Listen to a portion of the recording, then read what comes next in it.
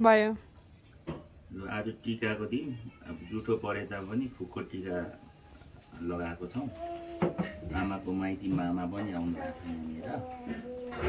अनि मेरो चाहिँ चेलीहरू छैनन्, पर हुनुहुन्छ।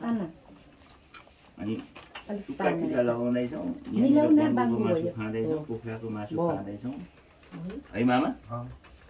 कस्तो लागेको छ त सुक्खा टिका? एकदम गुड छ। टिको लगाएर हगाइँदैन, यो खाँदा हगाइन्छ, फरक पर्दैन। अनि आमालाई कस्तो लागेको छ भाइ टिका? म त साह्रै रमाइलो लाग्यो है, छोरा भाइ हो। अनि अब टिको लाउनु नभए पनि खाने पिने खाएपछि भुँडी हगाइरहेको रमाइलो छ मेरो लागि। आगो पनि यस्तै रमाइलो होस्, गर्नु पाऊँ भन्दैछु म। अनि वान्छोलाई चाहिँ कस्तो लागेको छ त एकदम आजको टिका?